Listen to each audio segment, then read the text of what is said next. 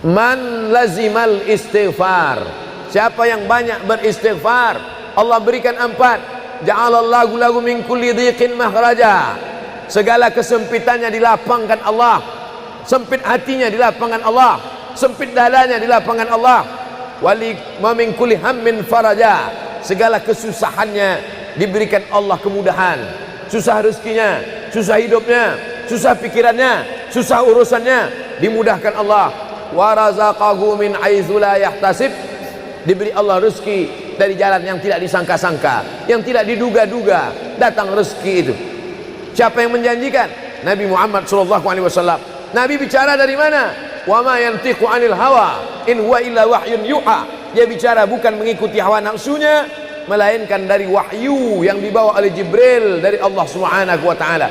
Memperbanyak istighfar. Yang keempat, wa ma kana Allahu mu'adzibahum wa hum yastaghfirun.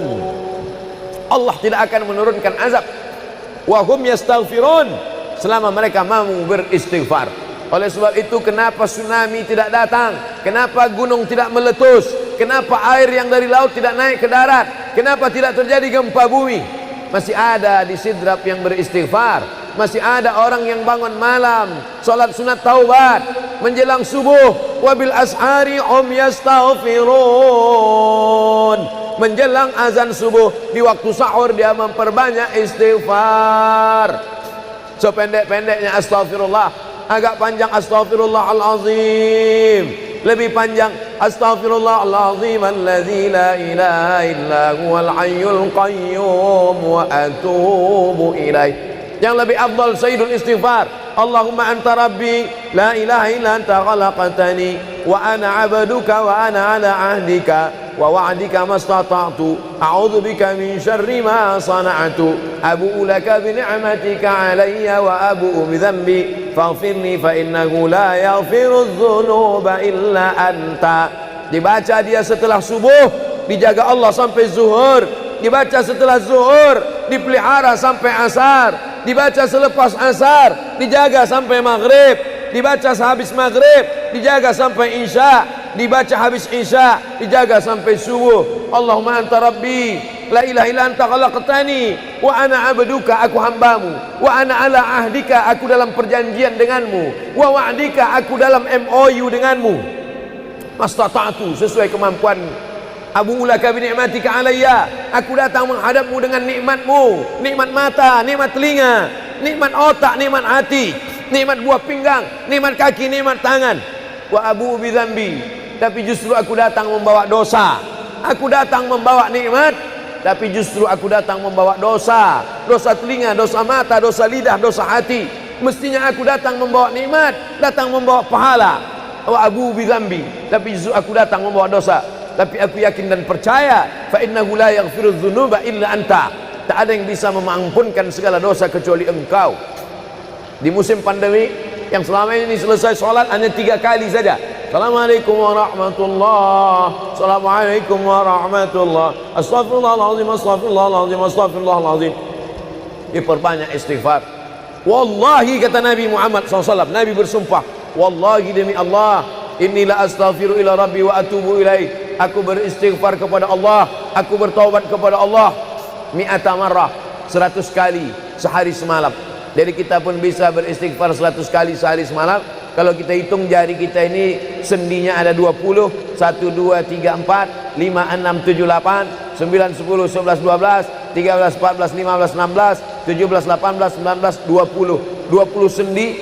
Habis sholat kita isi 20 istighfar, habis subuh 20, habis zuhur 20, habis asar 20, habis maghrib 20, habis isya 20, ditambah doa 20, ditambah tahajud 20, ditambah witir 20, ditambah bangun tidur malam 20. Hanya sekali putaran tulang-tulang sendi. Kata Nabi, likulli sulama minkum sedekah, setiap tulang-tulang sendi ini mesti ada sedekahnya. Apa maksud sedekah tulang sendi? Sedekah orang kaya dengan uangnya, sedekah kita dengan sedekah tulang sendi. Astaghfirullahalazim, astaghfirullahalazim, astaghfirullahalazim, astaghfirullahalazim, astaghfirullahalazim. Allah menjanjikan balasan-balasan yang disampaikan oleh Nabi Muhammad sallallahu alaihi wasallam. Tapi di antara yang paling afdal di antara zikir ini semua adalah afdalul dzikri la ilaha illallah. Tidak ada zikir yang paling afdal daripada la ilaha illallah. Maka kita baca la ilaha illallah, la ilaha illallah, la ilaha illallah, ditutup dengan kalimatu haqqin 'alaiha nahya, dengan itu kita hidup, wa 'alaiha namutu, dengan itu kita mati, wa bi'anu ba'su, dengan itu kita akan dibangkitkan di padang mahsyar. Hidupnya dengan la ilaha illallah, matinya dengan la ilaha illallah. Kenapa disebut hidupnya dengan la ilaha illallah? Karena waktu awal hidupnya ayahnya mengazankan ke telinganya, asyhadu an la ilaha illallah. Itulah makna alaiha nahya, dengan itu kita hidup. Kenapa disebut alaiha namutu, dengan itu kita mati? Karena matinya ditalqinkan ke telinga sebelah kanan, la ilaha illallah. Matinya pun dengan la ilaha illallah. Wa bi'anu ba'su, nanti dia dibangkitkan di padang mahsyar juga dengan kalimat la ilaha illallah. Tapi jangan lupa, orang yang hanya berkata la ilaha illallah tidak diakui Islamnya. Orang yang hanya berkata la ilaha illallah tidak diterima amalnya sebelum dia sepasang dengan Muhammadur Rasulullah. Oleh sebab itu maka solawat, apalagi hari ini hari Jumat, Sayyidul Ayyam, kata Nabi, perbanyaklah solawat pada hari Jumat. Allahumma salli ala Sayyidina Muhammad wa ala ali Sayyidina Muhammad. Allahumma salli ala Sayyidina Muhammad wa ala ali Sayyidina Muhammad. Allahumma salli ala Sayyidina Muhammad wa ala ali Sayyidina Muhammad. Khusus pada hari Jumat. Hari yang lain kita berselawat, tapi pada hari Jumat maka kita perbanyak solawat, solawat, solawat, solawat. Inna salatakum ma'rudatun alayya. Solawat kamu dari rumah kamu, dari tempat kamu bersolawat. Solawat orang sidrap dibawa ke Masjid Nabawi.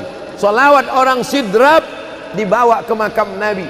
Allahumma salli ala Sayyidina Muhammad dari Masjid Agung Sidrap dibawa ke Masjid Nabawi di kota Al-Madinah Al-Munawwarah. Lalu kemudian sahabat bertanya, kaifa salatuna ma'rudatun alaika wa qad arimta? Bagaimana salawat kami dibawa ke makammu padahal engkau sudah mati, meninggal dunia? Bukankah orang yang mati itu tidak hidup? Bukankah orang mati itu dimakan cacing tanah? Apa jawab Nabi? Innallaha harramal arda ajsadal anbiya. Allah mengharamkan tanah memakan jasad para nabi. Jadi sahabat Nabi itu rasional. Sahabat Nabi itu berpikir. Sahabat Nabi itu bukan hanya diam. Sahabat Nabi itu bukan hanya nerima saja. Sahabat Nabi itu bertanya, bagaimana mungkin salawat kami bisa dibawa ke makammu padahal kau sudah mati dimakan cacing tanah? Nabi menjawab, innallaha harramal arda ajsadal anbiya. Allah mengharamkan tanah memakan jasad para nabi. Hari Jumat, pagi Jumat, petang Jumat, malam Jumat, memperbanyak salawat lebih daripada hari biasanya. Allahumma salli ala Sayyidina Muhammad wa ala ali Sayyidina Muhammad. Membaca surat Al-Kahfi. Man qara'a surat Al-Kahfi yaumal jumu'ati. Siapa yang membaca surat Al-Kahfi hari Jumat, pagi Jumat, siang Jumat, sore Jumat, malam Jumat, adha'a lahu min nur. Allah berikan dia cahaya, pencerahan, terang pandangannya, terang matanya, terang pikirannya, terang hatinya. Kalau sudah gelap, kita suntuk. Makanya anak kecil tidak boleh mati lampu. Kalau ada anak kecil malam mati lampu, nafasnya bisa sesak. Kenapa sesak? Sempit dadanya. Itu maknanya kalau Allah kasih kita terang cahaya karena membaca surat Al-Kahfi hari Jumat. Tapi jangan sampai menyuruh orang baca surat Al-Kahfi, ternyata yang ceramah ini belum baca surat Al-Kahfi. Bacalah surat Al-Kahfi. Ustaz sudah baca? Oh, saya ngajak aja. Enggak. Sebelum ceramah saya baca dulu. Malam Jumat, tadi malam. Habis sholat tahajud, duduk, baca surat Yasin, baca surat Al-Kahfi. Supaya waktu menyampaikannya plong. Karena kalau kita hanya menyuruh saja tidak mengamalkannya, terasa di dalam hati. Bacalah surat Al-Kahfi. Pembohong. Oleh sebab itu saya mengajak, tapi saya sudah baca duluan. Man qara'a surat Yasin lailatal Jum'ah. Siapa yang membaca surat Yasin malam, tidak hanya malam Jumat. Man qara'a Yasin fi lailatin, tak ada disebut malam Jumat. Siapa yang baca surat Yasin pada suatu malam, malam Senin, malam Selasa, malam Rabu, malam Kamis, malam Ahad, malam Jumat, ghufira lahu, asbaha maghfuran lah. Waktu subuh dia sudah diampunkan Allah. Adapun surat Al-Kahfi tadi malam, malam Jumat, pagi Jumat, siang Jumat, sore Jumat, sampai nanti sebelum matahari tenggelam. Dan dari sholat asar sampai matahari tenggelam, waktu mustajab untuk berdoa, didoakan segala kebaikan-kebaikan. Sayyidul Ayyam, induk dari segala hari. Berapa banyak orang amat sangat ingin hidup di hari ini, tapi meninggal kemarin sore. Berapa banyak amat sangat ingin hidup di bulan ini, tapi sudah didahului oleh ajal, janji kepada Allah Subhanahu wa ta'ala. Jangan ada sedetik pun waktu yang sia-sia, yang kosong hampa, tanpa kita isi dengan amal kepada Allah Subhanahu wa ta'ala. Man shalla alayya salatan, siapa yang bersolawat satu kali, sallallahu alaihi biha asyra, Allah balas 10 kebaikan. Huttan anhu asyara sayiat, ditutupi 10 kesalahan. Wa rufi'at lahu asyara darajat, dinaikkan 10 darajat tingkatan kemuliaan. Satu kali salawat 10 dosa diampunkan, 10 kebaikan pahala dituliskan, 10 darajat kemuliaan diangkat, dinaikkan di hadapan Allah Subhanahu wa ta'ala. Oleh sebab itu maka hari ini kita perbanyak solawat, pertemuan solawat, berjumpa dengan orang bersolawat. Dan kita memang melakukan tradisi-tradisi itu. Ketika ada orang mau menikah bersolawat, anaknya akikah bersolawat, acara walimah bersolawat, khotib khutbah Jumat kalau tidak bersolawat batal Jumatnya. Orang yang sedang sholat kalau dia tidak bersolawat, menurut mazhab Syafi'i batal sholatnya. Orang yang berdoa kalau tidak bersolawat, doanya tergantung tidak dikabulkan Allah. Majlis kita kalau tidak ada selawat, maka majlis itu berubah menjadi majlis antanajifah, majlis mangkai, majlis busuk, majlis berbau. Oleh sebab itu tidak ada cara lain menolak ini semua adalah dengan cara bersolawat, solawat dan solawat. Itu poin yang ketiga. Poin yang keempat, di antara menjauhkan kita dari bala ini, tolak bala ini adalah shadaqatus sirri tadfa'u mitatas su'. Sodakoh menolak bala, mati su'ul khotimah. Makanya dulu kita ada istilah sodakoh tolak bala, sodakoh menolak musibah, sodakoh menolak bencana, sodakoh menolak wabah. Oleh sebab itu maka yang selama ini biasa bersedekah kepada anak yatim, biasanya menyambut Ramadan, jangan lagi tunggu bulan Ramadan, datangi rumah anak yatim, makan mereka, sembako beras mereka, masukkan ke dalam karung 10 kilo, gula sekilo, minyak sekilo, susu saset, ikan sarden, masukkan, berikan. Ini dengan niat menolak segala musibah, segala bencana, segala wabah. Orang-orang yang mati itu kalau dia ditanya Allah Subhanahu wa ta'ala, hai mayit, hai orang yang mati, seandainya ku kasih kau hidup lagi, mau apa tidak? Mereka amat sangat ingin hidup. Apa kata mereka? Kami ingin hidup. Laula akhartani ila ajalin qarib, kasihlah kami hidup ya Allah qarib, sebentar, sekejap, semenit, sedetik saja. Kalau aku kasih kau hidup, kau mau apa? Kata Allah. Mereka menjawab, dalam Al-Quran diceritakan, laula akhartani ila ajalin qarib, kalau kau kasih aku hidup walaupun sedetik saja, fa as-saddaqa, aku mau bersedekah ya Allah. Kenapa orang mati itu tidak berkata, kasih aku hidup sedetik saja, aku mau haji dan umrah? Tidak ada. Kasih aku sedetik saja, aku mau pergi berjihad? Tidak. Kasih aku sedetik saja, aku mau sholat sepanjang malam? Tidak. Mereka mengatakan, fa'as-saddaqa, aku mau bersedekah. Mengapa orang mati itu kalau dihidupkan mau bersedekah? Dijawab oleh para ulama, karena haji dan umrah balasannya nanti setelah hisab masuk surga. Al-hajjul mabrur, haji yang mabrur, laisa lahu jaza illal jannah, balasannya surga. Tapi sedekah balasannya sudah didapatkan ketika dikubur. Begitu mati masuk kubur langsung dapat balasan sedekah. Itulah makanya kata Nabi, idza matal insan, kalau manusia mati, inqata'a, putus amalnya. Tapi ada yang tak putus, shadaqatun jariyah, sedekah yang mengalir. Belum bangkit dari kubur, belum padang mahsyar, belum hisab, belum timbangan amal, belum meniti titian siratal mustaqim, balasannya sudah nampak. Itu kehebatan sedekah dibandingkan amal yang lain. Oleh sebab itu sedekah ini luar biasa. Shadaqatus sirri tadfa'u mitatas su', sedekah menolak mati su'ul khatimah, sedekah menolak bala. Man lazimal istighfar, siapa yang banyak beristighfar, Allah berikan 4. Ja'alallahu lahu min kulli dhiqin makhraja, segala kesempitannya dilapangkan Allah, sempit hatinya dilapangkan Allah, sempit dadanya dilapangkan Allah. Wali wa min kulli hammin faraja, segala kesusahannya diberikan Allah kemudahan, susah rezekinya, susah hidupnya, susah pikirannya, susah urusannya dimudahkan Allah. Wa razaqahu min haitsu la yahtasib, diberi Allah rezeki dari jalan yang tidak disangka-sangka, yang tidak diduga-duga datang rezeki itu. Siapa yang menjanjikan? Nabi Muhammad SAW. Nabi bicara dari mana? Wa ma yantiqu 'anil hawa in huwa illa wahyun yuha. Dia bicara bukan mengikuti hawa nafsunya, melainkan dari wahyu yang dibawa oleh Jibril dari Allah Subhanahu wa taala. Memperbanyak istighfar. Yang keempat, wa ma kana Allahu mu'adzibahum wa hum yastaghfirun. Allah tidak akan menurunkan azab wa hum yastaghfirun selama mereka mau beristighfar. Oleh sebab itu, kenapa tsunami tidak datang? Kenapa gunung tidak meletus? Kenapa air yang dari laut tidak naik ke darat? Kenapa tidak terjadi gempa bumi? Masih ada di Sidrap yang beristighfar.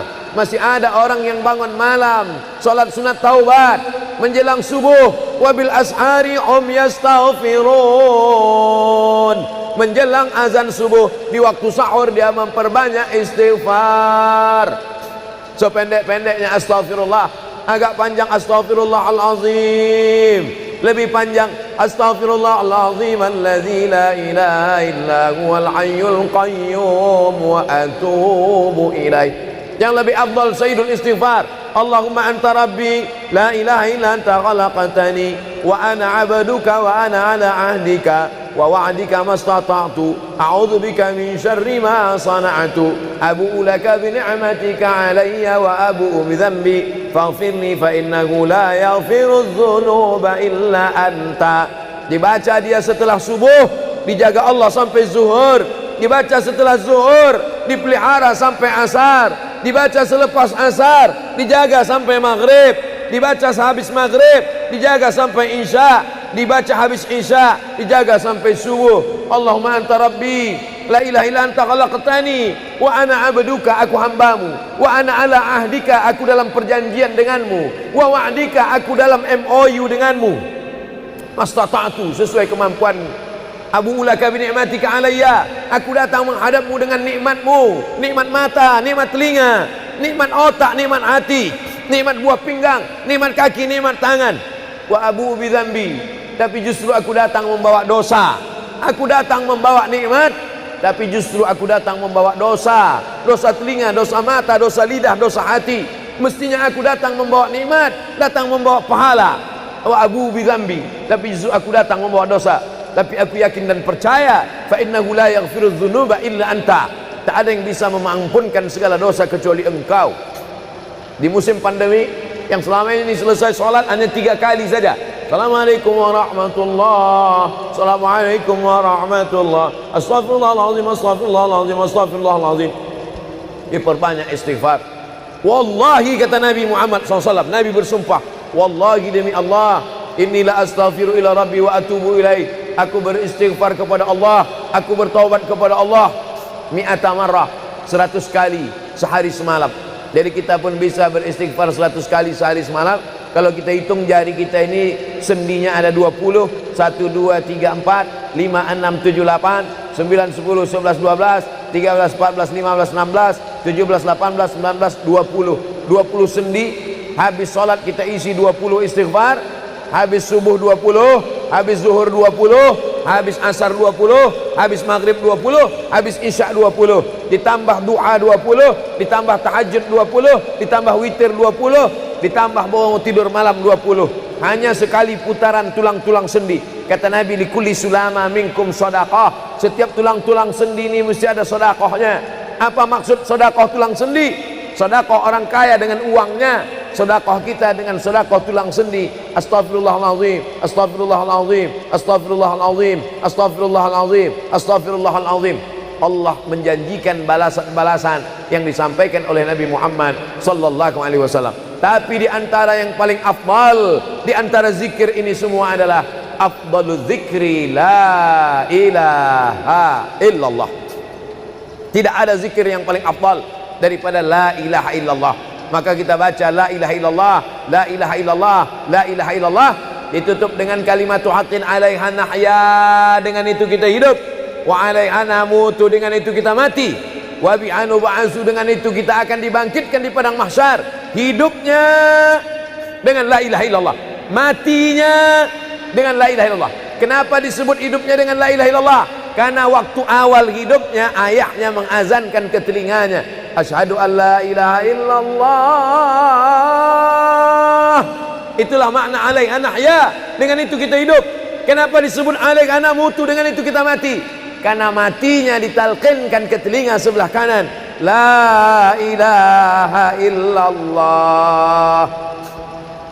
Matinya pun dengan la ilaha illallah.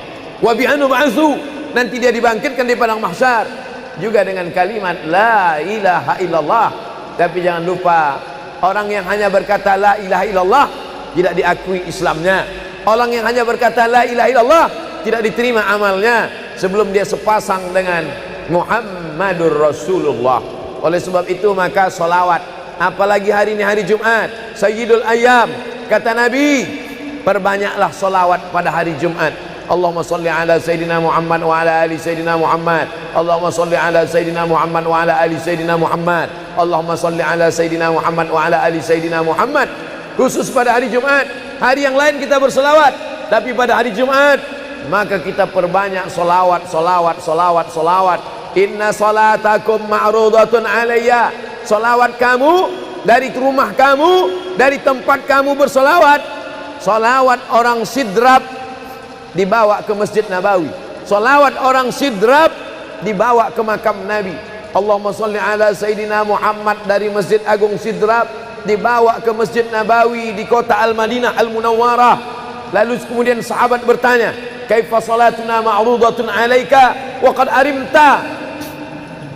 Bagaimana salawat kami dibawa ke makammu padahal engkau sudah mati, meninggal dunia? Bukankah orang yang mati itu tidak hidup? Bukankah orang mati itu dimakan cacing tanah? Apa jawab Nabi? Innallaha harramal arda ajsadal anbiya. Allah mengharamkan tanah memakan jasad para nabi. Jadi sahabat Nabi itu rasional. Sahabat Nabi itu berpikir. Sahabat Nabi itu bukan hanya diam. Sahabat Nabi itu bukan hanya nerima saja. Sahabat Nabi itu bertanya, bagaimana mungkin salawat kami bisa dibawa ke makammu padahal kau sudah mati dimakan cacing tanah? Nabi menjawab, innallaha harramal arda ajsadal anbiya. Allah mengharamkan tanah memakan jasad para nabi. Hari Jumat, pagi Jumat, petang Jumat, malam Jumat, memperbanyak salawat lebih daripada hari biasanya. Allahumma salli ala Sayyidina Muhammad wa ala ali Sayyidina Muhammad. Membaca surat Al-Kahfi. Man qara'a surat Al-Kahfi yaumal jumu'ati. Siapa yang membaca surat Al-Kahfi hari Jumat, pagi Jumat, siang Jumat, sore Jumat, malam Jumat, adha'a lahu min nur. Allah berikan dia cahaya, pencerahan, terang pandangannya, terang matanya, terang pikirannya, terang hatinya. Kalau sudah gelap, kita suntuk. Makanya anak kecil tidak boleh mati lampu. Kalau ada anak kecil malam mati lampu, nafasnya bisa sesak. Kenapa sesak? Sempit dadanya. Itu maknanya kalau Allah kasih kita terang cahaya karena membaca surat Al-Kahfi hari Jumat. Tapi jangan sampai menyuruh orang baca surat Al-Kahfi, ternyata yang ceramah ini belum baca surat Al-Kahfi. Bacalah surat Al-Kahfi. Ustaz sudah baca? Oh, saya ngajak aja. Enggak. Sebelum ceramah saya baca dulu. Malam Jumat, tadi malam. Habis sholat tahajud, duduk, baca surat Yasin, baca surat Al-Kahfi. Supaya waktu menyampaikannya plong. Karena kalau kita hanya menyuruh saja tidak mengamalkannya, terasa di dalam hati. Bacalah surat Al-Kahfi. Pembohong. Oleh sebab itu saya mengajak, tapi saya sudah baca duluan. Man qara'a surat Yasin lailatal Jum'ah. Siapa yang membaca surat Yasin malam, tidak hanya malam Jumat. Man qara'a Yasin fi lailatin, tak ada disebut malam Jumat. Siapa yang baca surat Yasin pada suatu malam, malam Senin, malam Selasa, malam Rabu, malam Kamis, malam Ahad, malam Jumat, ghufira lahu, asbaha maghfuran lah. Waktu subuh dia sudah diampunkan Allah. Adapun surat Al-Kahfi tadi malam, malam Jumat, pagi Jumat, siang Jumat, sore Jumat, sampai nanti sebelum matahari tenggelam. Dan dari salat asar sampai matahari tenggelam, waktu mustajab untuk berdoa, didoakan segala kebaikan-kebaikan. Sayyidul Ayyam, induk dari segala hari. Berapa banyak orang amat sangat ingin hidup di hari ini, tapi meninggal kemarin sore. Berapa banyak amat sangat ingin hidup di bulan ini, tapi sudah didahului oleh ajal, janji kepada Allah Subhanahu wa taala. Jangan ada sedetik pun waktu yang sia-sia, yang kosong hampa, tanpa kita isi dengan amal kepada Allah Subhanahu wa taala. Man shalla alayya salatan, siapa yang bersolawat satu kali, sallallahu alaihi biha asyra, Allah balas 10 kebaikan. Huttan anhu asyara sayiat, ditutupi 10 kesalahan. Wa rufi'at lahu asyara darajat, dinaikkan 10 darajat tingkatan kemuliaan. Satu kali salawat 10 dosa diampunkan, 10 kebaikan pahala dituliskan, 10 derajat kemuliaan diangkat, dinaikkan di hadapan Allah Subhanahu wa taala. Oleh sebab itu maka hari ini kita perbanyak solawat, pertemuan solawat, berjumpa dengan orang bersolawat. Dan kita memang melakukan tradisi-tradisi itu. Ketika ada orang mau menikah bersolawat, anaknya akikah bersolawat, acara walimah bersolawat, khotib khutbah Jumat kalau tidak bersolawat batal Jumatnya. Orang yang sedang sholat kalau dia tidak bersolawat, menurut mazhab Syafi'i batal sholatnya. Orang yang berdoa kalau tidak bersolawat, doanya tergantung tidak dikabulkan Allah. Majlis kita kalau tidak ada solawat, maka majlis itu berubah menjadi majlis antanajifah, majlis mangkai, majlis busuk, majlis berbau. Oleh sebab itu tidak ada cara lain menolak ini semua adalah dengan cara bersolawat, solawat dan solawat. Itu poin yang ketiga. Poin yang keempat, di antara menjauhkan kita dari bala ini, tolak bala ini adalah shadaqatus sirri tadfa'u mitatas su'. Sodakoh menolak bala, mati su'ul khotimah. Makanya dulu kita ada istilah sodakoh tolak bala, sodakoh menolak musibah, sodakoh menolak bencana, sodakoh menolak wabah. Oleh sebab itu maka yang selama ini biasa bersedekah kepada anak yatim, biasanya menyambut Ramadan, jangan lagi tunggu bulan Ramadan, datangi rumah anak yatim, makan mereka, sembako beras mereka, masukkan ke dalam karung 10 kilo, gula sekilo, minyak sekilo, susu saset, ikan sarden, masukkan, berikan. Ini dengan niat menolak segala musibah, segala bencana, segala wabah. Orang-orang yang mati itu kalau dia ditanya Allah Subhanahu wa taala, hai mayit, hai orang yang mati, seandainya ku kasih kau hidup lagi, mau apa tidak? Mereka amat sangat ingin hidup. Apa kata mereka? Kami ingin hidup. Laula akhartani ila ajalin qarib, kasihlah kami hidup ya Allah qarib, sebentar, sekejap, semenit, sedetik saja. Kalau aku kasih kau hidup, kau mau apa? Kata Allah. Mereka menjawab, dalam Al-Quran diceritakan, laula akhartani ila ajalin qarib, kalau kau kasih aku hidup walaupun sedetik saja, fa as-saddaqa, aku mau bersedekah ya Allah. Kenapa orang mati itu tidak berkata, kasih aku hidup sedetik saja, aku mau haji dan umrah? Tidak ada. Kasih aku sedetik saja, aku mau pergi berjihad? Tidak. Kasih aku sedetik saja, aku mau sholat sepanjang malam? Tidak. Mereka mengatakan, fa'as-saddaqa, aku mau bersedekah. Mengapa orang mati itu kalau dihidupkan mau bersedekah? Dijawab oleh para ulama, karena haji dan umrah balasannya nanti setelah hisab masuk surga. Al-hajjul mabrur, haji yang mabrur, laisa lahu jaza illal jannah, balasannya surga. Tapi sedekah balasannya sudah didapatkan ketika dikubur. Begitu mati masuk kubur langsung dapat balasan sedekah. Itulah makanya kata Nabi, idza matal insan, kalau manusia mati, inqata'a, putus amalnya. Tapi ada yang tak putus, shadaqatun jariyah, sedekah yang mengalir. Belum bangkit dari kubur, belum padang mahsyar, belum hisab, belum timbangan amal, belum meniti titian siratal mustaqim, balasannya sudah nampak. Itu kehebatan sedekah dibandingkan amal yang lain. Oleh sebab itu sedekah ini luar biasa. Shadaqatus sirri tadfa'u mitatas su', sedekah menolak mati su'ul khatimah, sedekah menolak bala. Alhamdulillah, Allahumma salli ala Sayyidina Muhammad wa ala ali Sayyidina Muhammad. Kullu amrin zibalin, semua amal yang baik, walam yubda' bihamdillah, kalau tidak diawali dengan alhamdulillah, pujian kepada Allah, fahuwa aqta', maka amal itu putus. Makna putus, putus sampai di dunia saja, tak boleh dibawa sebagai bekal menghadap Allah. Maka kita ingin amal kita malam ini tidak putus, maka kita awali dengan alhamdulillahi rabbil alamin. Setiap majelis kalau tidak disebut namanya, maka majelis itu antanajifah, majelis yang busuk, majelis bau, majelis bangkai. Maka kita sebut namanya, Allahumma salli ala Sayyidina Muhammad wa ala ali Sayyidina Muhammad. Laisa minna, bukan golongan kami, kata Nabi SAW. Man lam yarham saghirana, sesiapa yang tidak sayang kepada budak anak kecil, walam ya'rif syarafa kabirina, tidak hormat kepada orang tua, maka dia tidak diperakui sebagai umat Nabi Muhammad SAW. Semua anak-anak muda-muda, belia-belia yang saya sayangi, para alim ulama, tuan-tuan guru, datuk-datuk, datin-datin, semua yang berhadir ini insyaallah dimuliakan Allah Subhanahu wa taala. Amin ya rabbal alamin. Tajuk kita malam ini 8 keutamaan orang yang bersedekah menurut Al-Qur'an dan sunnah Nabi Muhammad sallallahu alaihi wasallam. Keutamaan yang pertama,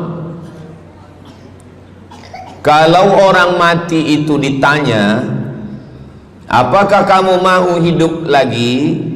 Maka orang mati itu menjawab, tapi belum ada orang yang mati hidup lagi. Macam mana kita boleh tahu dia menjawab? Sebab diceritakan Allah dalam Al-Quran. Apa kata mereka? A'udzubillahi minasyaitonirrajim. Laula akhartani ila ajalin qarib, kalaulah kami yang sudah mati ini diberi masa lagi, ajal masa, qarib pendek, sikit, kejap. Kalaulah kami boleh dibagi masa hidup lagi walaupun sikit, walaupun kejap, apa yang ingin mereka lakukan? Fa as-saddaqa, kami ingin bersodaqah. Mereka tak ada kata, kalaulah kami boleh hidup lagi, kami ingin jihad, tak ada. Kalau boleh hidup lagi, kami ingin pergi haji, tak ada. Mereka katakan, fa as-saddaqa, kami ingin bersodaqah. Kenapa sodaqah? Kenapa bukan perang? Maka ulama membagi jawaban. Karena kalau haji itu balasannya nanti di surga. Wal hajjul mabrur laisa lahu jazaa'un illal jannah. Haji mabrur balasannya surga nanti selepas hari kiamat. Tapi kalau sedekah, balasan pahalanya diperolehi ketika di alam kubur. Itulah kenapa orang-orang yang mati itu ingin kalau hidup lagi, fa as-sadaqah, mereka ingin bersedekah. Sedekah, hampir semua kata-kata dalam bahasa Arab itu asalnya 3 huruf. Sadaqah. Sadaqah artinya benar. Sadaqallahul azim, maha benar Allah. Sadaqah artinya benar. Kalau memang benar betul iman kita, mana buktinya? Buktinya adalah dengan bersedekah. Itulah kenapa sedekah itu disebut dengan sedekah, tanda iman itu benar. Karena untuk menggerakkan lidah bercakap sangat mudah. Apa kata pepatah orang Melayu? Lidah tak bertulang, mudah saja menggerakkan. Asyhadu an la ilaha illallah wa asyhadu anna Muhammadar Rasulullah. Kalau memang benar betul cakap, mana buktinya? Buktinya adalah sedekah. Lelaki mengatakan saya cinta kepada kamu, senang saja nak mengatakan cinta, tapi apa bukti, proof, mana memang betul cinta? Maka dia mesti bagikan sedekah. Kalau yang tadi itu sedekah, kalau ini namanya sadaq. Sadaq artinya mahar.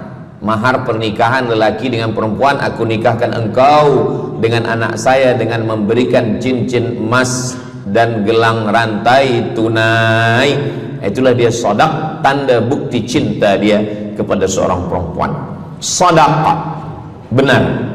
As-sidqu, sidik, benar. As-siddiq, orang yang benar. Maka disebut dia dengan Abu Bakar Siddiq, karena dia benar memberikan emas sebesar batu waktu dibawa pergi hijrah bersama Nabi Muhammad SAW. Maka dia disebut dengan Siddiq karena dia benar imannya dengan memberikan sedekah. Tapi ada makna siddiq yang lain. Ketika yang lain mendustakan Nabi, tak percaya kepada Isra Mi'raj, dialah orang yang percaya, maka disebut dia dengan Siddiq. Siddiq dari kata sadaq, benar, karena iman dia yang benar. Mana bukti, proof bahwa iman dia benar? Dia bersedekah, membagikan emasnya sebesar batu. Nama dia Abu Bakar Siddiq. Nama ayah dia Abu Quhafah. Ayah dia tak Islam. Apa kata ayah dia? Habislah emas Abu Bakar itu dibawa Muhammad sallallahu alaihi wasallam. Anak Abu Bakar itu namanya Asma. Asma, mana emas ayah kamu? Dah habis dibawa Muhammad. Dia benci betul dengan Nabi Muhammad. Datang Asma, dia ambil batu, dia masukkan ke dalam kain. Kata Asma, emas ayah tu masih ada dalam kain, Datuk. Lalu Abu Quhafah memegang. Abu Quhafah ni buta, dia tak nampak. Oh ya, masih ada lagi. Rupanya emas itu sudah dibawa hijrah bersama Rasulullah sallallahu alaihi wasallam. Makanya kata Nabi, "Lau anfaqa ahadukum mithla Uhudin zahaban." Seandainya ada di antara kamu yang boleh berwakaf emas walaupun sebesar Bukit Uhud. Bukit Uhud itu panjangnya 7 km. Seandainya ada di antara kamu yang boleh berwakaf emas sebesar Bukit Uhud, itu tak sampai setengah tapak tangan Sayyidina Abu Bakar Siddiq. Kenapa? Sebab kalau sekarang ada orang bersedekah banyak, memanglah sekarang sudah aman. Tapi masa itu masa susah, masa payah, Abu Bakar Siddiq menunjukkan bukti keimanannya. Ini keutamaan yang pertama menurut Al-Quran. Kenapa orang bersedekah? Karena orang-orang mati, kalau dia boleh bagi tambah umur hidup lagi, mereka berkata, fa'as-saddaqa, kami ingin bersedekah. Itu yang pertama. Yang kedua, sampai berapa nih? Sampai 8. Tadi saya dibagi tahu Ustadz sampai 8. Atau tak pun sampai 8, kalau dah habis 60 menit habis. Yang kedua, idzas sama'un fatarat, langit terbelah. Wa idzal kawakibun tasarat, planet bertembung, berjatuhan. Wa idzal biharu fujirat, lautan diletupkan, tsunami namanya. Wa idzal qubur bu'athirat, semua yang dikubur dibangkitkan. Selepas itu kita pun bangkit dari kubur. Innama amruhu idza arada syai'an ayyaqula lahu kun fayakun. Bila kita bangkit, tak ada atap, tak ada dinding, tak ada pokok kayu, semua gunung-gunung macam bulu kambing dihembus angin. Wa takunul jibalu kal ihnil manfush, macam bulu kambing dihembus angin. Di mana kita bernaung? Di mana kita berlindung? Kata Nabi sallallahu alaihi wasallam. Ini yang kedua. Kullu mri'in tahta zilli sadaqatihi, orang akan bernaung di bawah sedekah. Bukan bernaung di bawah haji, bukan bernaung di bawah sembahyang, bukan bernaung di bawah puasa, tapi tempat bernaung atap adalah sedekah. Tapi jangan sebab kita kaji sedekah malam ni, esok subuh tak sembahyang. Awak tak sembahyang, kita bernaung di bawah sedekah. Betul, memang bernaung di bawah sedekah, tapi tiangnya sembahyang. As-salatu imaduddin, sembahyang, salat itu adalah tiang daripada agama. Maka tempat kita berlindung, tempat kita bernaung nanti adalah sedekah. Ada yang tenggelam kerana peluh saking panasnya, ada yang tenggelam kerana peluh sampai ke lutut, ada sampai ke pinggang, ada sampai ke leher, ada yang tenggelam habis. Tapi ada orang yang merasa sejuk, selesa. Kenapa? Kullu mri'in tahta zilli sadaqatihi, orang akan bernaung di bawah sedekah. Orang-orang yang membina masjid, macam mana mahalnya masjid, jutaan ringgit, maka ketika dia mati menghadap Allah Subhanahu wa taala, semua kepanasan, semua terik matahari sejengkal dari ubun-ubun kepala, tapi ada orang yang tahta zilli sadaqatihi, dia akan bernaung di bawah sedekah. Mudah-mudahan panjang umur, Allah bagi kita rezeki supaya kita boleh bernaung di bawah sedekah kita nanti insyaallah.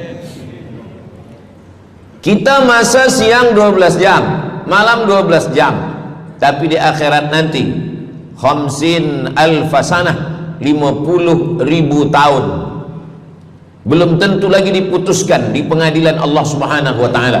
Datang orang menghadap Nabi Adam, wahai Adam, kami sudah kepanasan, kami tak tahan di padang mahsyar ini. Kata Nabi Adam, saya malu menghadap Allah. Dulu kata Allah, la taqraba hadhihi syajarah, jangan dekati pokok kuldi, fatakuna minaz zalimin, nanti engkau jadi orang zalim. Fa azallahuma syaitan, tapi digoda syaitan.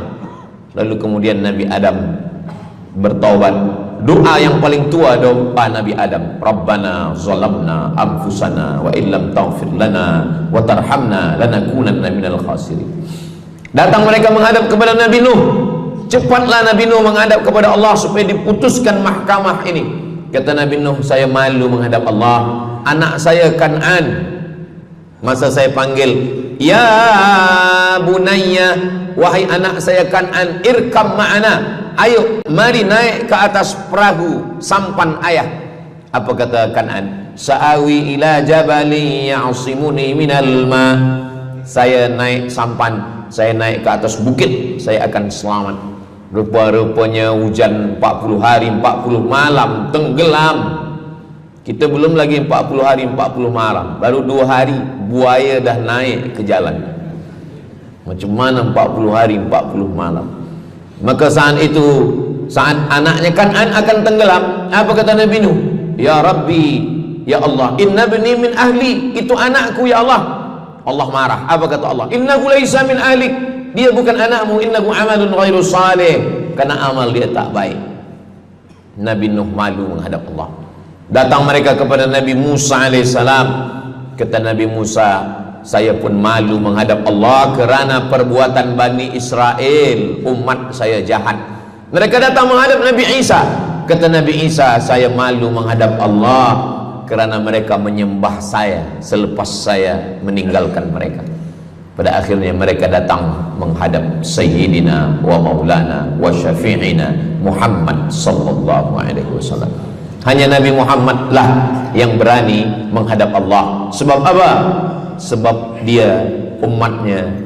Maka walaupun kita umat yang paling kecil, umur paling pendek, badan paling tidak bertenaga, tapi kita adalah umat yang pertama nanti yang akan diputuskan perkara, dan kita adalah umat yang pertama akan masuk ke dalam surga Allah Subhanahu wa ta'ala. Maka banyak mereka yang ingin menjadi umat Nabi Muhammad. Bahkan Nabi Musa pun ingin menjadi umat Nabi Muhammad sallallahu alaihi wasallam. Masa Umar bin Khattab datang membawa lembaran-lembaran Taurat, Nabi berkata, apa itu wahai Musa? Taurat. Nabi Muhammad SAW memanggil, mari Taurat. Lalu Nabi Muhammad mengkoyak. Apa kata Nabi? Lau kana Musa hayyan ma wasa'ahu illa iyattabi'ani. Kalaulah Musa masih hidup, dia pasti akan ikut saya. Dan itu betul pada peristiwa Isra dan Mi'raj. Nabi jadi imam, Nabi Musa jadi makmum, Nabi Isa jadi makmum, Nabi Ibrahim jadi makmum, semua nabi-nabi jadi makmum. Imamnya adalah Sayyidina wa Maulana Muhammad sallallahu alaihi wasallam. Jadi keutamaan yang kedua, kita bernaung di bawah sedekah. Yang ketiga, sadaqatus sirri tutfi'u ghadabar rabbi kama yatfa'ul ma'an nar.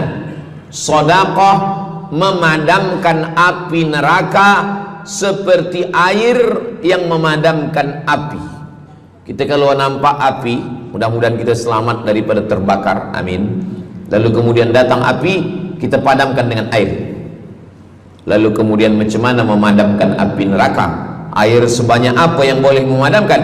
Maka kata Nabi SAW, keutamaan yang ketiga adalah sadaqatus sirri tutfi'u ghadabar rabbi, sedekah memadamkan api neraka.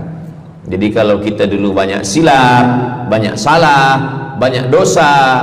Kullu bani Adam, semua manusia ini khata'un, semua pernah salah, pernah mabuk, pernah berzina, pernah minum khamar, pernah berjudi. Kalaupun dia tidak buat dosa yang zahir, pernah hasad, pernah dengki, busuk hati. Maka ketika itu macam mana memadamkan murka Allah dengan istighfar, memadamkan dengan sembahyang, solat, sunat, taubat? Ada satu cara lagi. Dengan cara apa? Memadamkannya dengan sedekah. Tudfi'u ghadabar rabbi, memadamkan murka marah Allah subhanahu wa ta'ala, padam dengan sedekah. Tapi tentu saja sedekah yang ikhlas kerana Allah subhanahu wa ta'ala. Datang seorang yang sudah banyak dosa menghadap Nabi, menghadap pendeta Yahudi. Wahai pendeta Yahudi, saya ini banyak salah, banyak dosa. Saya sudah membunuh 99 orang. Apakah mungkin Tuhan mengampunkan dosa saya? Kata pendeta Yahudi, Tuhan tidak mengampuni dosa kamu kerana kamu sudah membunuh. Dia cabut pisau dia. Kalau begitu kamulah yang ke-100. Dia dah bunuh 99. Itu maka saya takut juga kalau datang orang, Ustaz Samad, apakah Allah mengampuni dosa saya? Apa dosa kamu? Membunuh orang. Ayo Allah ampunkan dosa.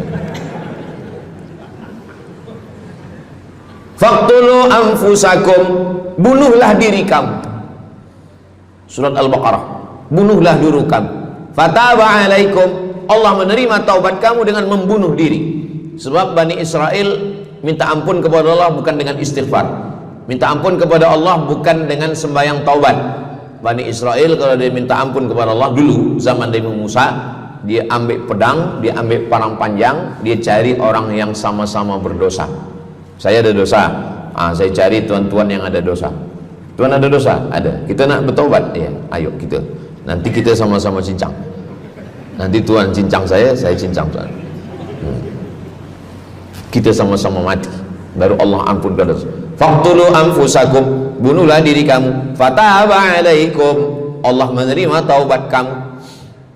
Tapi syariat Nabi Muhammad sallallahu alaihi wasallam, ma min muslimin yuznibu dzamban, kalau ada yang silap khilaf salah, summa yatatahhar, mandi taubat.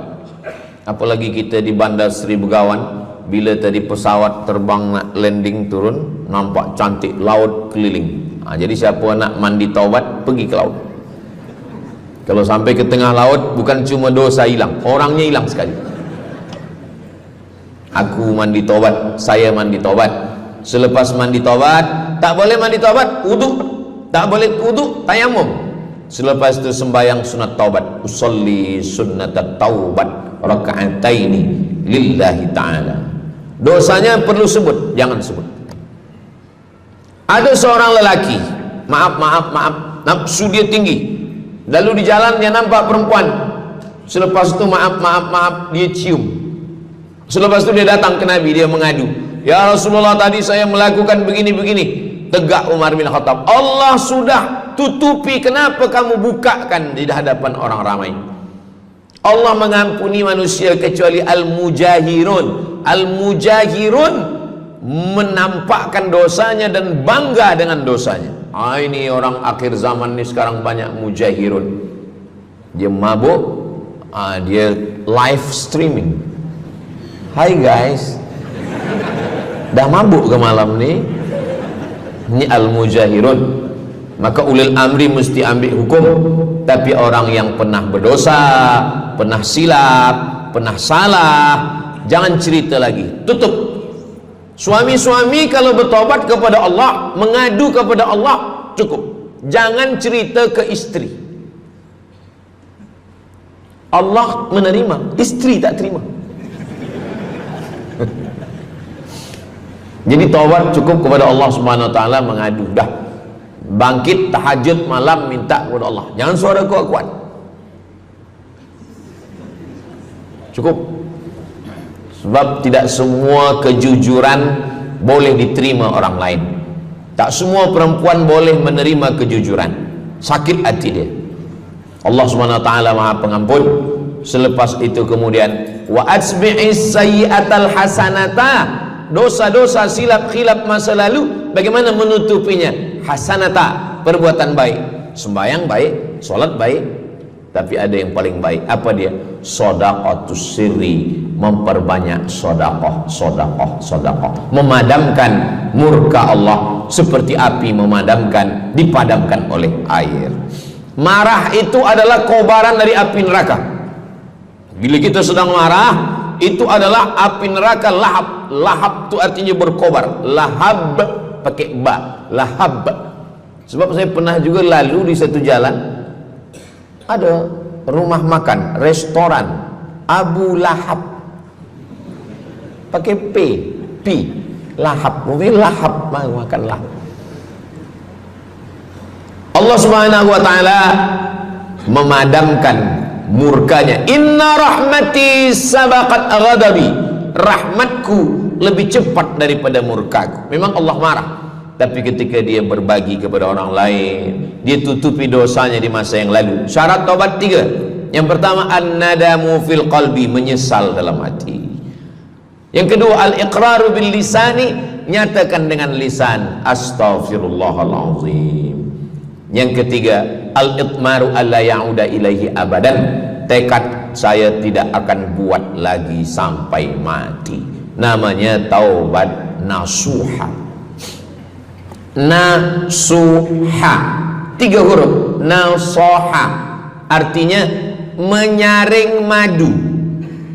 Datang orang memanjat pokok kayu, dia ambil parang panjang, dia potong sarang lebah jatuh ke bawah, disaring dengan kain tipis, lalu kemudian tersangkut di atas kain.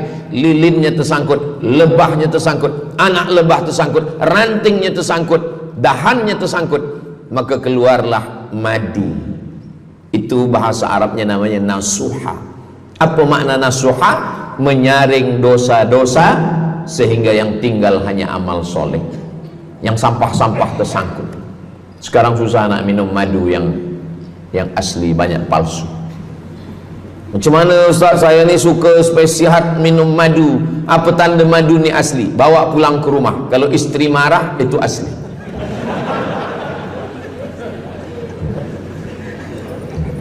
Yang keempat, ini jangan diingat, lupakan. Yang keempat, apa itu keutamaan sedekah? Kata Nabi sallallahu alaihi wasallam, as-sadaqatu, sedekah itu tadfa'u mitatassu, menolak mati su'ul khatimah. Tak ada guna amal elok baik kalau mati dalam keadaan su'ul khatimah. Kita selalu berdoa, Allahumma khtim lana bihusnil khatimah. Maka cara untuk menolak mati su'ul khatimah ini adalah dengan cara sedekah. Banyak orang mati husnul khatimah, bukan ulama, meninggal di dalam Masjidil Haram sedang pakai ihram, selepas tawaf di belakang makam Ibrahim ketika sedang sujud terakhir. Itulah mati yang paling indah. Dalam wudhu sedang sembahyang, di sujud terakhir dalam tanah haram, dalam Masjidil Haram, di belakang makam Ibrahim. Meninggal, dibawa jenazah balik. Orang datang bertanya kepada ibunya, dia masih pemuda belia, apakah dia ulama? Dia bukan ulama. Kenapa dia mulia betul? Apakah dia pernah perang ke Palestina? Tidak. 2-3 hari selepas itu datang satu perempuan membawa budak kecil. Kamu siapa? Kami adalah orang yang tiap bulan dapat kiriman beras, minyak dan makanan dari pemuda ini. Saya maaf, seorang janda, ini anak-anak saya, dan dia selalu bagikan uang dia untuk makan kan. Jadi nanti kalau ada orang meninggal, tiba-tiba selepas itu datang janda membawa anak, itu tanda husnul khatimah. Sebab dia belum nikah, dia masih lajang. Allah menunjukkan bahwa kalau engkau berbuat sedekah, maka Allah Subhanahu wa taala memberikan keutamaan husnul khatimah. Bukan setakat diselamatkan dari su'ul khatimah, tapi mendapatkan husnul khatimah. Ada seorang dari Maghribi, dari Maroko, Mesir, Libya, Tunisia, Algeria, Maghribi. Orang Maghribi ini bermimpi. Dalam mimpinya dia berjumpa dengan Nabi Muhammad SAW. Kata Nabi, engkau pergi ke Saudi Arabia, cari di kampung ini, nanti engkau jumpai seorang pemuda, sampaikan salamku kepada dia, katakan dia penghuni surga. Malam pertama mimpi, iya ke? Tidak ke? Jangan-jangan syaitan. Tak betul. Malam kedua mimpinya sama. Engkau pergi ke Saudi Arabia, datangi kampung ini, jumpai seorang pemuda namanya si fulan, bagi tahu ke dia, salamku untuk dia, sampaikan kepada dia bahwa dia penghuni surga. Nah, 2 kali. Ini udah agak kuat. Tunggu 3 kali, sampai 3 malam mimpinya sama.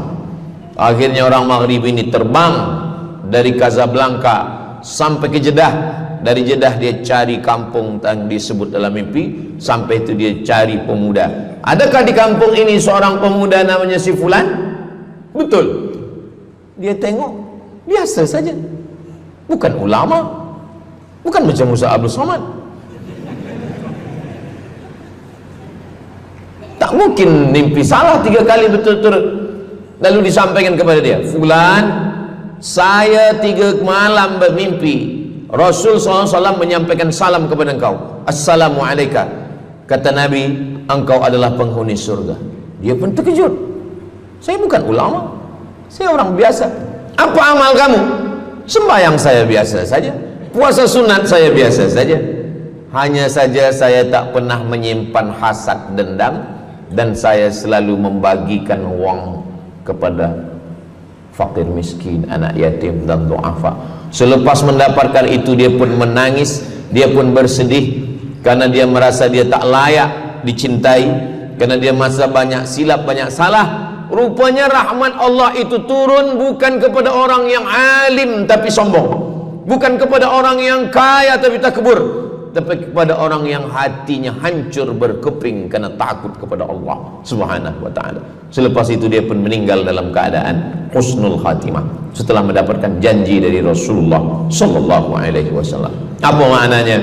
Bahwa kalau kita tak boleh sembahyang sampai tegak lutut bengkak, kalau kita tak tergolong orang yang rajin puasa sunat berhari-hari, kalau kita bukan orang yang kuat berjihad fisabilillah, maka carilah satu pintu.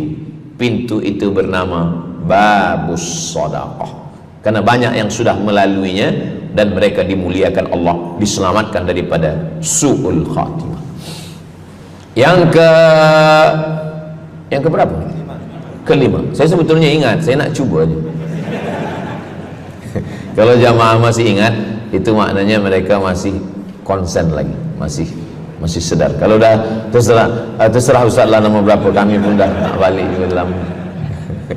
Yang kelima, dawu mardakum bis sadaqah. Yang kelima, dawu mardakum bis sadaqah. Obati orang yang sakit di antara kamu dengan sedekah.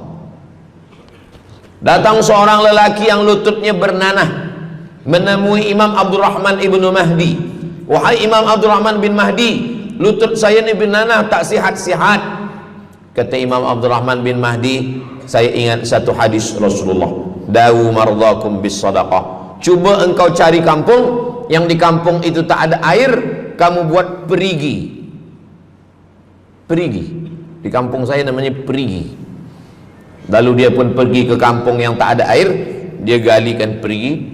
Selepas itu sehari, 2 hari, 3 hari, sepekan, sebulan, lutut dia sihat kering. Dia datang lagi kepada Imam Abdurrahman ibnu Mahdi. Alhamdulillah Imam Abdurrahman ibnu Mahdi, lutut saya sudah sihat.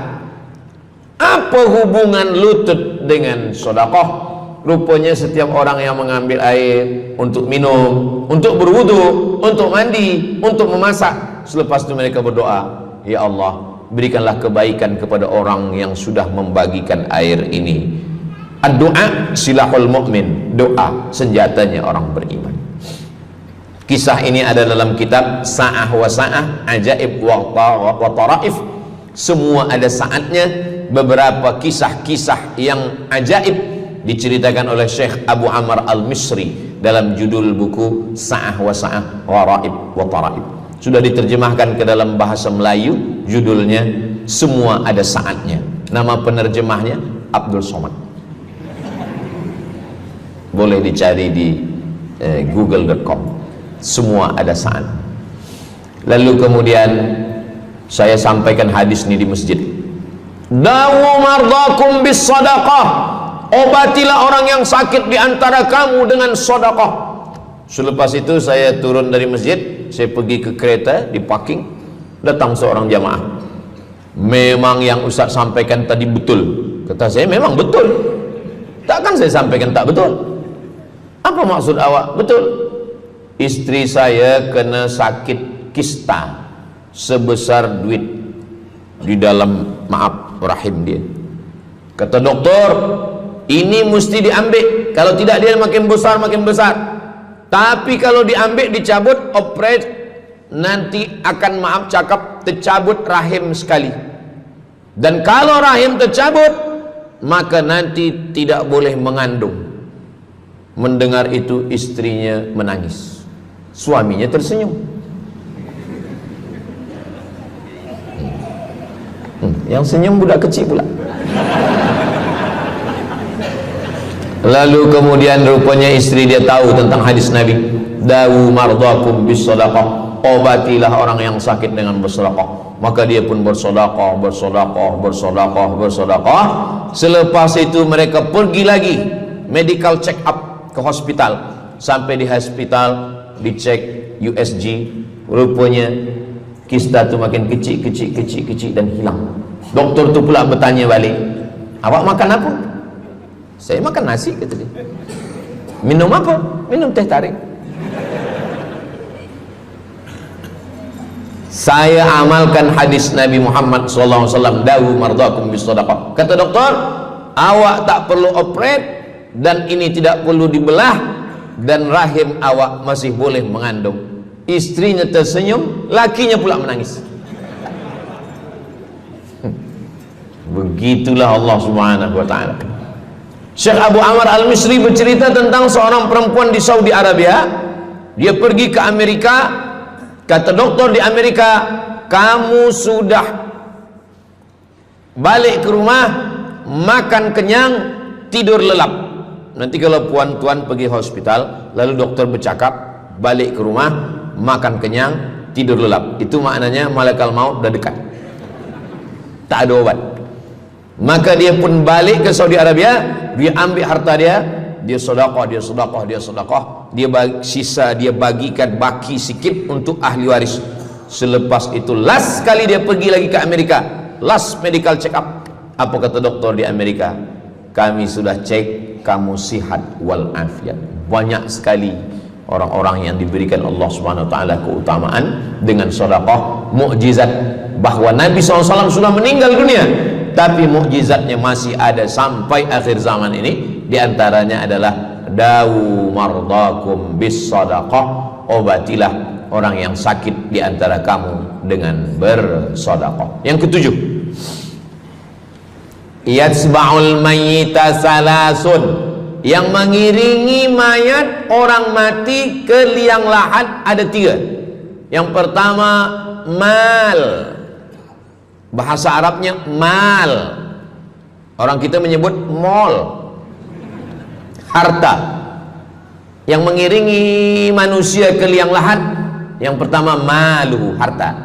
Yang kedua ahluhu, istri, anak, menantu, kawan, jiran, sahabat. Yarji'usnani, yang dua ni balik ke rumah, anak balik, istri balik, kereta balik, semua balik. Wa yabqa wahidun, yang kekal hanya satu. Apa dia? Yang kekal hanya satu, itulah dia sedekatuhu. Sedekahlah yang kekal. Itulah kenapa orang-orang meninggal dunia. Kita di atas dunia ini, kata Nabi, baina sittin wa sab'in. Kita hidup di atas dunia ini antara sittin, 60, sab'in, 70. 60, 70, 60, 70. Kalau umur 30, ada berjumpa jamaah umur 30 yang dia soal, dah berbini ke? Nabi ni belum. Oh. Awak dah menikah? Belum. Apa belum nikah lagi? Kejap lagi Ramadan. Takkan jaga subuh? Macam mana nak sembahyang? Macam mana nak sahur? 30. Bila 40, soalan sudah berubah. Saya ni diabetes, saya ni kolesterol, saya ni. Bila masuk 50, dah mula tanya, saya ni rabun, tak nampak lagi. Bini pun kadang tak nampak. Bini orang nampak.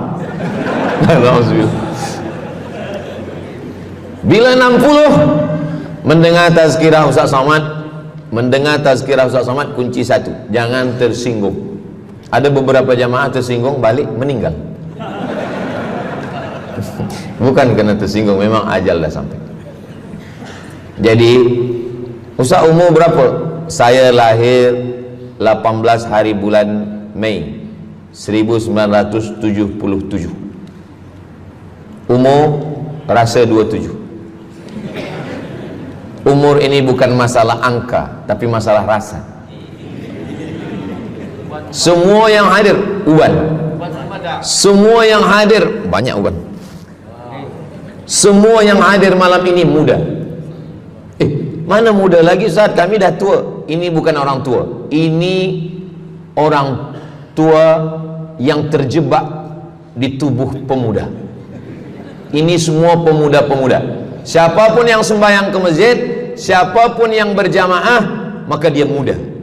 Siapapun yang tidur di rumah tak sembahyang, dia sudah tua. Lautan kan kuseberangi, gunung kan kudaki, masjid kulalui.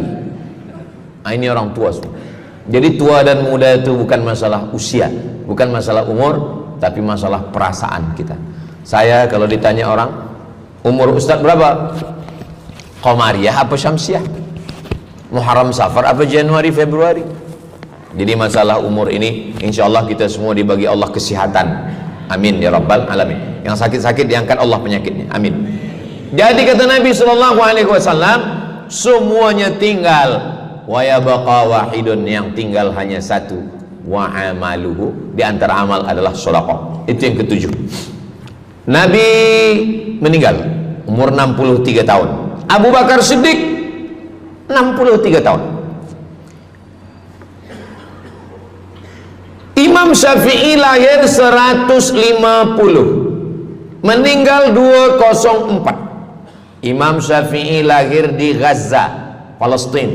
Semoga Allah menolong saudara kita di Palestina.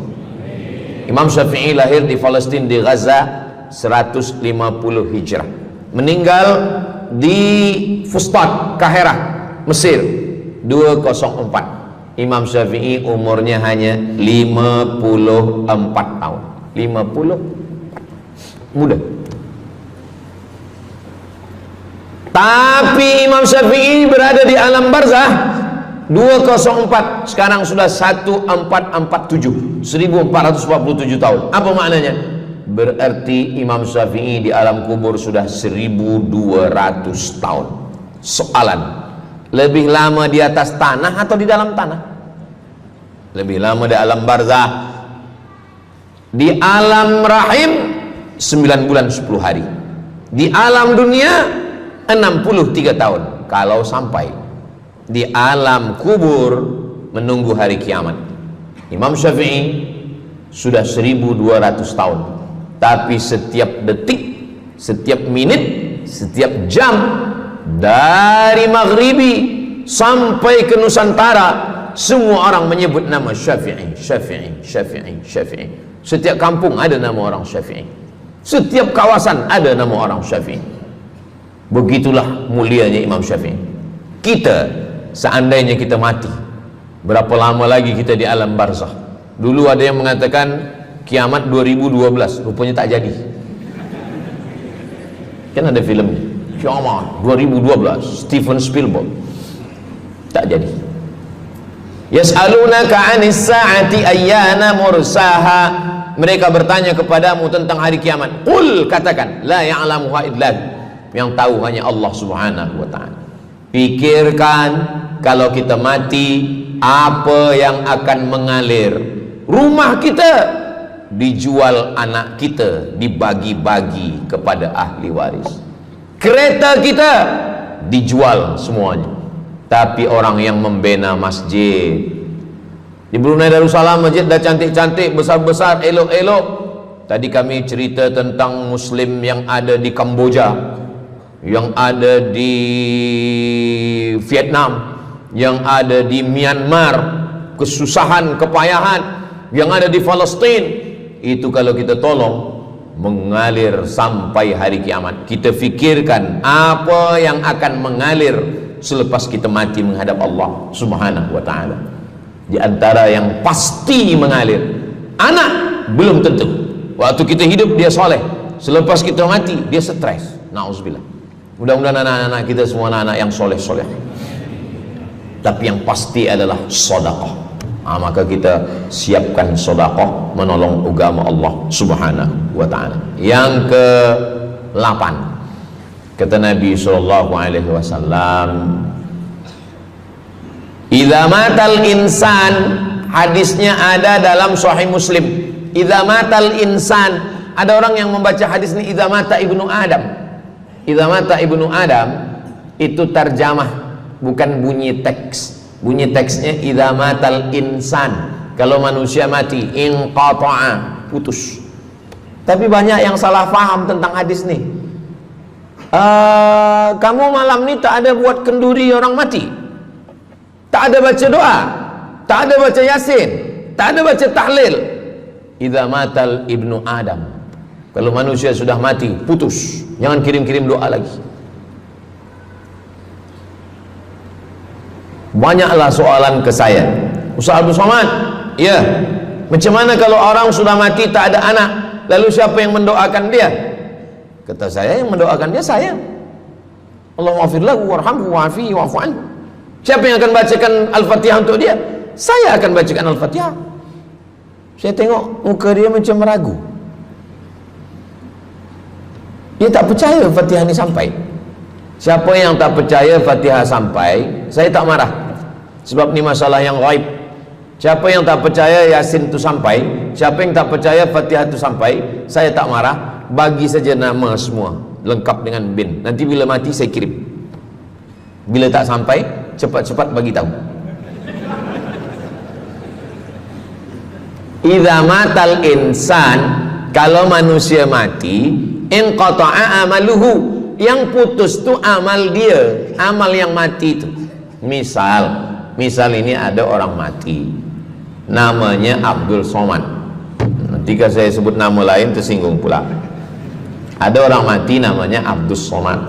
Idza matal insan, kalau Abdul Somad ni mati, inqata'a amaluhu, maka yang putus tu amal dia. Amal Abdul Somad ni yang putus.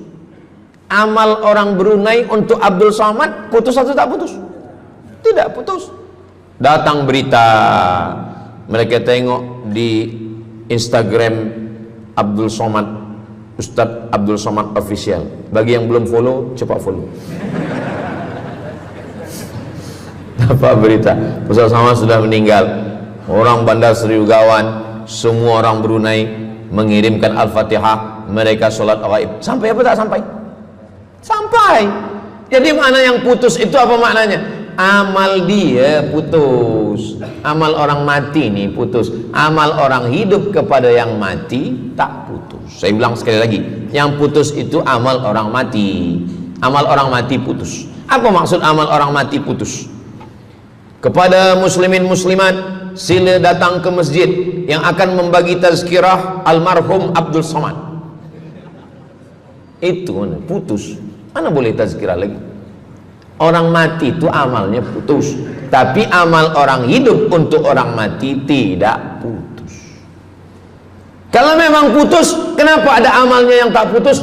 Ada amal dia yang tak putus. Ini Abdul Somad mati dia, amal dia semuanya putus, tapi ada amal dia yang tak putus. Pertama, shadaqatun jariyah. Sedekah itu kan amal dia, tak putus. Sedekah dia bina masjid dia, sedekah dia tahfiz Quran. Budak-budak tahfiz Quran itu menghafal Quran, jadi tuan guru, punya murid, punya pondok, maka tak putus. Amal dia tapi tak putus. Yang kedua, ilmun yuntafa'u bih, mengajar dia, diamalkan orang, tak putus. Waladun solihun, anak soleh. Anak soleh itu maksudnya, anak soleh itu kan amal dia. Itu yang banyak orang yang tak paham. Macam mana amal soleh, macam mana amal soleh itu amal kita, macam mana anak soleh itu amal kita? Kalau istri, mohon maaf, kalau istri awak cuma awak tengok saja, apakah mungkin dia hamil? Itu dah payah betul dah menjelaskan. Maknanya anak kita itu amal kita. Maka kalau kita mati, dia tetap mengalir. Bukan berarti doa orang lain tak sampai. Ini banyak orang salah faham. Selepas orang meninggal, tak usah baca doa lagi, tak usah Allah maafir lahu lagi, tak usah baca Yasin lagi, tak sampai.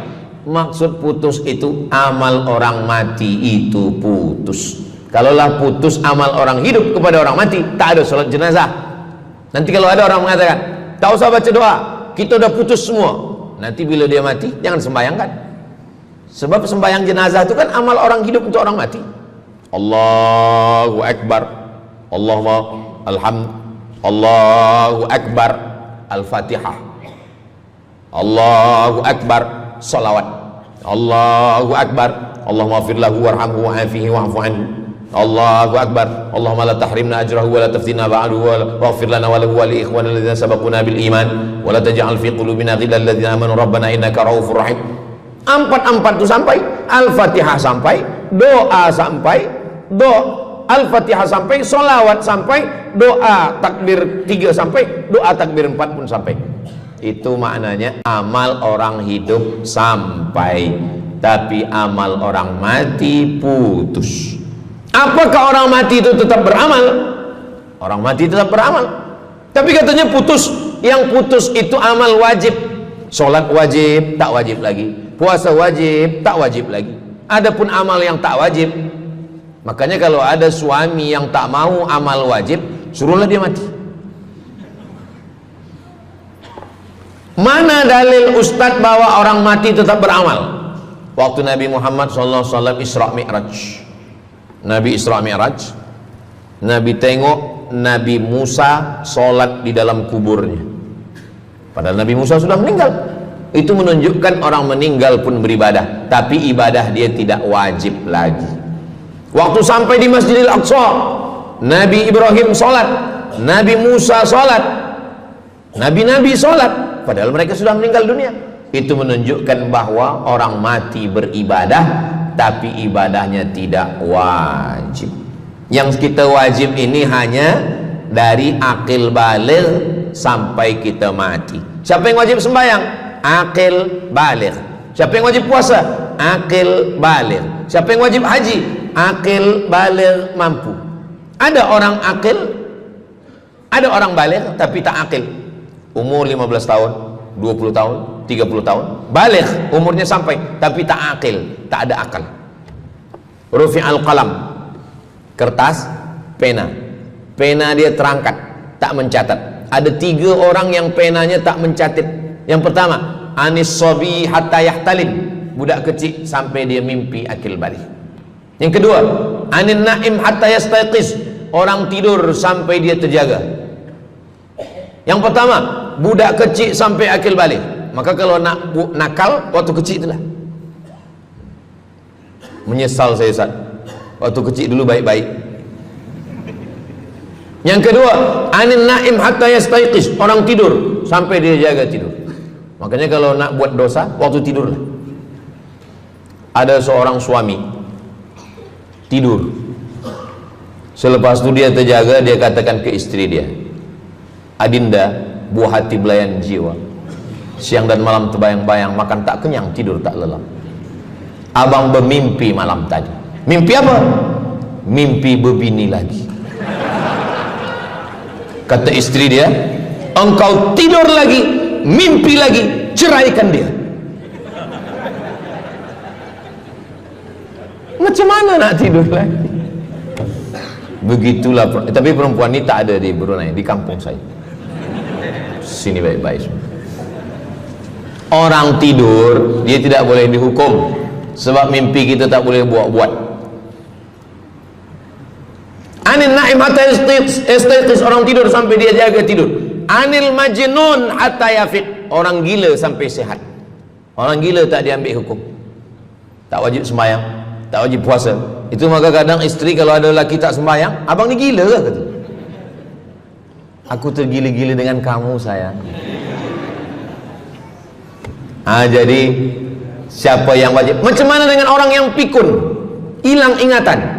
Hilang ingatan bila dari mula zuhur azan sampai waktu asar habis, ingatan dia hilang, maka dia tak wajib sembahyang.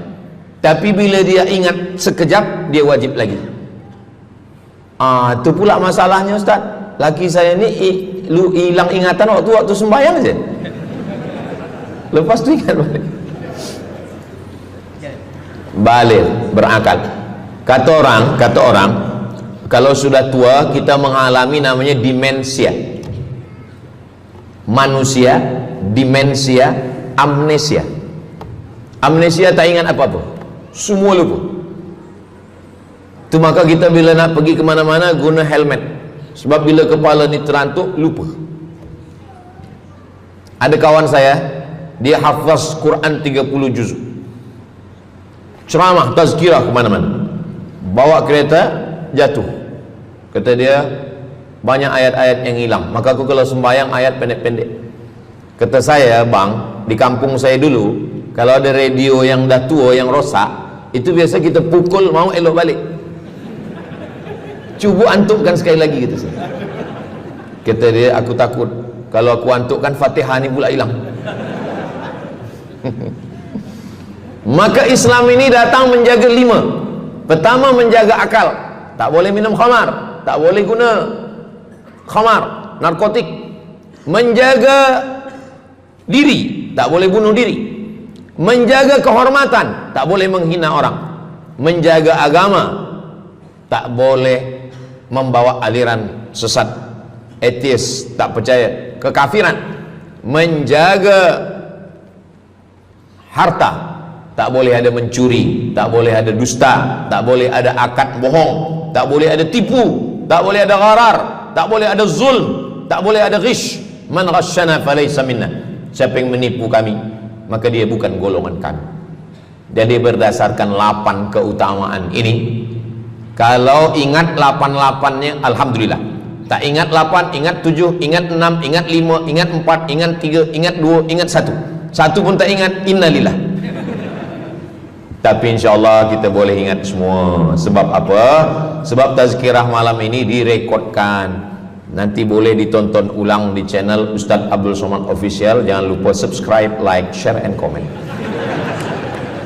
Jamaah yang dimuliakan Allah Subhanahu Wa Taala, tadi saya mula pukul 8.15, sekarang sudah pukul 8.10. Jadi saya di mana-mana tazkirah memanglah 60 menit, 600 ml. Tapi rupanya botolnya kecil je. Jadi sebenarnya setengah jam pun cukup. Jadi dari 8 tadi itu semua membagi kita semangat. Kalau ada orang yang mengatakan Islam ini agama yang menyuruh kita tak usahlah berniaga, tak usahlah bertanam kelapa sawit, tak usahlah bertanam kelapa, tak usahlah buka ikan, tak usahlah bertani. Sesungguhnya Islam ini agama yang menyuruh kita berusaha. Masuk masjid, Allahumma aftah li abwaaba rahmatik. Keluar masjid, Allahumma inni as'aluka min fadlik. Kenapa keluar masjid minta rezeki? Sebab peniaga, pedagang, bisnismen dapat duit. Duitnya bukan untuk dunia, duitnya untuk akhirat. Jadi kalau ada orang mengatakan kereta tak dibawa mati, siapa kata kereta tak dibawa mati? Kereta boleh dibawa mati. Kereta yang macam mana? Kereta wakaf. Ada kereta 10, wakafkan untuk tahfiz Quran. Masa mak saya meninggal, berpesan dia, nanti kalau aku mati, tolong kuburkan aku di samping makam ayahku. Dari tempat saya, rumah saya ke kampung mak saya jauh, 10 jam naik kereta. Hospital tak nak bagi kereta ambulan. Maka selepas itu saya azam dalam diri saya, nanti kalau ada duit, kita buatkan kereta wakaf ambulan. Siapapun saja yang sakit meninggal, free, Alhamdulillah kami ada yayasan tabung wakaf umat namanya, 2 kereta ambulans sekarang. Siapapun yang sakit free. Naik kereta ni free, syaratnya 2, sakit mati. Alhamdulillah, sesiapa saja datang boleh. Jadi saya rasa sakit hati, dalam hati saya itu saya mesti azamkan, tekadkan ini. Begitu juga dengan tahfiz, guru-guru, cikgu-cikgu, pelajar-pelajar, buatkan kereta. Begitu juga dengan rumah. Apa kata orang? Untuk apa bina rumah elok-elok, rumah besar? Rumah tak dibawa mati. Rumah boleh dibawa mati. Rumah yang mana? Rumah tahfiz Quran. Assalamualaikum. Waalaikumsalam. Ustaz Abdul Somad. Betul. Saya ada rumah Ustaz, 9 bilik, 2 aras, parking lapang. Rumah siapa? Tak tahu. Ini rumah siapa Tuan? Tuan Haji. Rumah saya. Tuan Haji di mana sekarang? Saya di Surabaya, Ustaz Abdul Somad. Rupanya dia dulu kerja kilang minyak di Riau, Sumatera. Lepas pencen dia balik ke Jawa. Jadi rumah ni saya nak wakafkan. Wakafkan sekarang kami buat rumah tahfiz Quran. Pagi, petang, siang, malam orang hafaz Quran. Ini rumah boleh. Jadi kalau ada orang mengatakan tak usahlah cari harta banyak-banyak, harta tak dibawa mati. Harta dibawa mati dengan syarat diwakafkan, diinfakkan, disedekahkan. Yang paling tinggi zakat.